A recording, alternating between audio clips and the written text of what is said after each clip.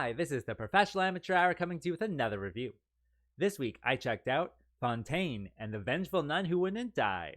And this 2021 film was directed by James Dean and stars Mallory Stern, Ron Clower, and Jacqueline Tripp, among others, of course. The story of this movie is about this nun, and she is a maniac nun. So she has a samurai sword which she goes around killing people with. And one day she is given a mission to go and kill Fontaine, who is a drug lord, but also a priest as well. And so along the way, of course, she has to do some training, but then she has to fight through all of these different bad guys and these Nazis that show up as well. Will she kill Fontaine in the end? Well, for that, you gotta watch the movie and find out. Alright, so let's discuss this movie. Well, this one is a Nunsploitation movie, and I've seen quite a few of these now, at least, I don't know, half a dozen, I would say. What is there? There's like Sister Wrath, None of That. There's a bunch out there. And this one, I think I probably had the most fun with. There's just so many things in this one that are just kind of so cheesy, and I absolutely loved it. They have a bunch of action in this one, and it's super cheesy acting. Like, it's not very well choreographed or fluid or anything like that. But it works for what it is, especially since they do add like splatter blood effects all the time. And so she'll like slice some guy up and then it will just like splatter all over her and her smock will get all red. And oh, it's really wonderful. She even has like a kung fu buddy, and he is great too. He's doing kung fu to all these guys and he's just flipping them and you know, knocking them out and stuff like that. It really is cool. I would say that with the blood splatter effects too, oh man, it's really good that way. There is also very cheesy kind of dialogue as well. I found it a little bit kind of subversive. Like, you just never expect these people to say it in these ways, or at least share these ideas with each other. And so that was good, but cheesy. The acting, oh man, the acting is very cheesy. Absolutely cheese. The main character, the Maniac Nun, has this very like monotone voice throughout the whole thing. And of course that's, you know, to the cheesy acting, but it works for her. She's very much kind of like a Daria-esque character, if you remember that show. She is probably the best part of the whole thing. You just want to watch her go around. She's an absolute badass the whole time. And so just watching her do these things, you just gotta fall in love with her. And I don't know, there's just so many things that go into this movie that just make it for kind of a wonderful watch, one that you can really turn your brain off and enjoy.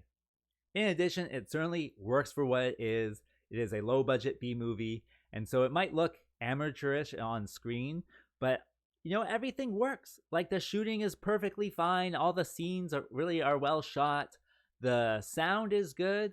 Actually, wait, there it starts off with some pretty like bad ADR lines, but after that like kind of first little thing, all the lines are perfectly fine, all the sounds are good, and so it definitely jumps up in quality after a little bit. The music works for what it is. It really kind of got me pumped up for all these fights. And so there's a lot of stuff that goes into this movie to make it for an easy watch and certainly an enjoyable one. Other than that, you know, since I have seen a few of these Nunsploitation movies, I would say that this one is probably the most fun I've had with all of these ones, because with the other ones, it's all about kind of like sex crimes and stuff like that, just to make it really kind of a motivating factor for these ladies. But with this one, there is, I think, only like one sex crime right at the beginning. And so it's not like a central focus of anything. And I don't even think it happens to the nun. She is just out for vengeance against the world. And so you don't even need to know her motivations. And it's lots of fun that way. Other ones have like racism and stuff in it, but this one has none of that. And so it is much more just about a maniac nun. No reason given, just have fun with it. And I think that just increases my enjoyment with this one, where you don't have to worry about these other kind of distasteful stuff in it. It is done purely just for the violence and the spectacle of this maniac nun going around. And so it is really cool that way, and certainly I did enjoy it. And that brings me to what doesn't work with this film. Well, probably half the stuff I said in the other part could be said now. The cheesy acting was certainly atrocious at some times, but I think that is what they were trying for. Like, they're in on the joke without a doubt. And so even though, the nun is very monotone most of the time, you absolutely love it. You are laughing along with her. You're just having a blast.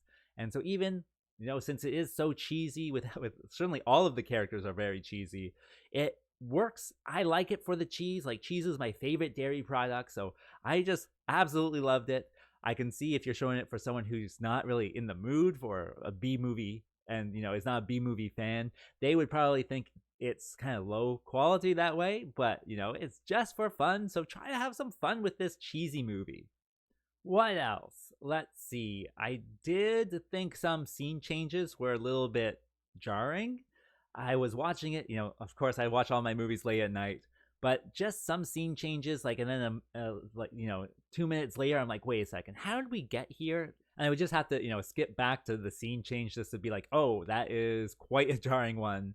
And the scenes themselves, I guess, work as a plot together, but some things just don't work, within the kind of the context of it all. So you just kind of have to go with it. And I think that is part of why it's fun. It's really just kind of turn your brain off. Don't worry about it. If you think about it for too long, your brain will start hurting, but it really does work for what it is. It's just certainly going to be not for everyone. As for my recommendation, well, I would say go press play on it. It is a lot of fun. It's not offensive, unless, of course, blood and guts offend you. But, it's just one of these movies that B-movie lovers will enjoy. So I think there is quite a good audience out there, especially if you're watching the Geek Legion of Doom here.